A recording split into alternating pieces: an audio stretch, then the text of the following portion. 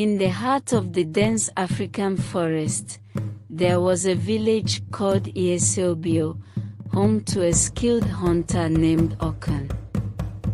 Respected and adored by his community, Okan was known not only for his exceptional hunting skills but also for his deep compassion, honesty, and generosity. He often shared the game he hunted with the children and neighbors of his village, earning their admiration and gratitude. Despite his many virtues and his striking good looks, Okan felt a void in his life. He had no wife or children to come home to, and although he lived among people who loved him, he was lonely. One night, while hunting in the forest under the pale glow of the moon, Okan caught two animals, as he always did. As he prepared to return to the village, something strange happened.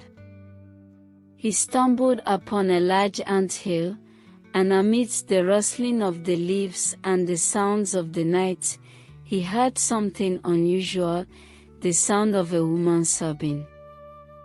Startled, Okan paused. "Am I dreaming?" he asked himself. "Did I actually hear a woman's voice crying at this time of the night in this dangerous forest?" Scanning the dark forest with the beam of his headlamp, the sobbing grew louder and closer. He knew it wasn't his imagination. Curious and concerned, he followed the sound until he found the source, a woman, seated beside the anthill, her face hidden behind her hands as she wept softly in the moonlit forest. Okan approached cautiously. "Why are you here, alone, in such a dangerous place at this hour?" he asked gently. But the woman did not respond. She continued to cry, her beauty almost too surreal in the pale light. She was unlike anyone Okan had ever seen. Her skin was flawless, glowing softly in the darkness. Her long, shining hair flowed like silk, and her lips were as red as the petals of a rose. Every detail of her face seemed as if it had been crafted by the gods themselves, perfect, ethereal. Her beauty took Okan's breath away. Though he didn't know her or why she was there, Okan could not leave her in the dangerous forest. His heart, filled with kindness, urged him to help. "Come with me," he said. "You can stay in my home if you have nowhere to go." The woman said little, only that she had lost her way in the forest and had no family to return to. Okan named her Aima and brought her to his village, where her beauty astonished everyone. No one had ever seen a woman so perfect, and whispers of her mysterious origins spread throughout the village. Over time, Okan and Aima grew closer, and the bond between them blossomed into love. They go to the market together and to the stream to fetch water. They were inseparable. They married and lived happily together, much to the envy of the villagers. Okan continued to hunt, returning home each time with large game, enough to share with his neighbors and still have plenty left for himself and his wife.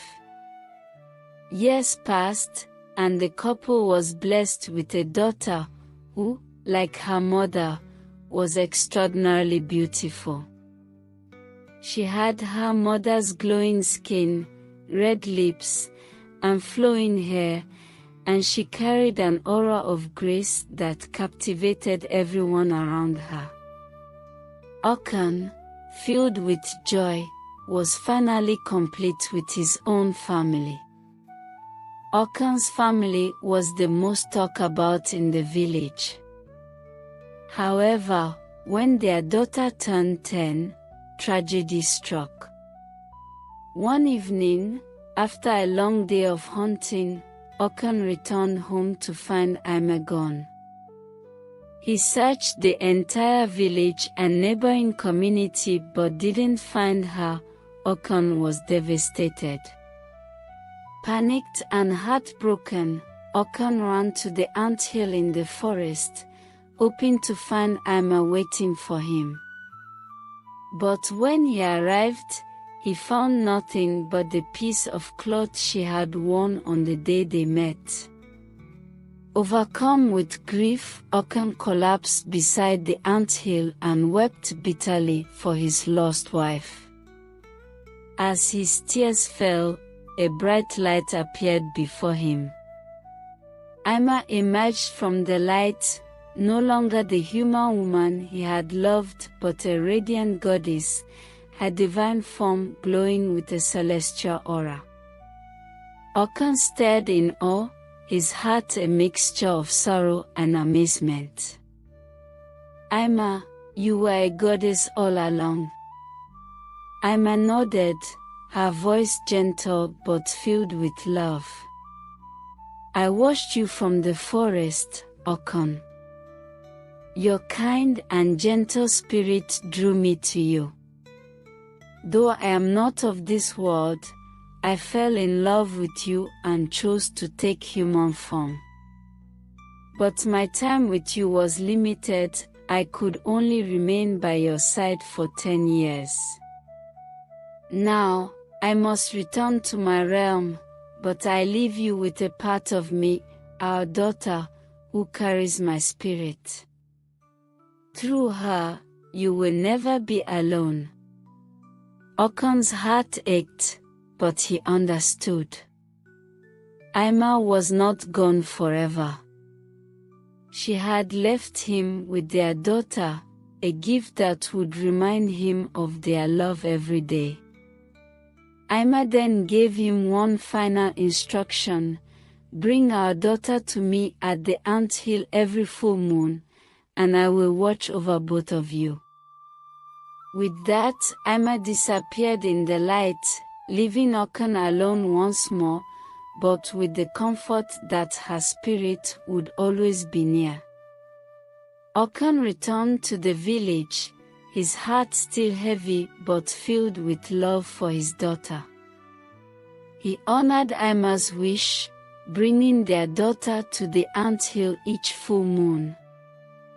He lived the rest of his days in peace, knowing that the love of his life, the goddess Ima, was always watching over him and their child. The end. Thank you for watching. Please like, share, and subscribe to my channel.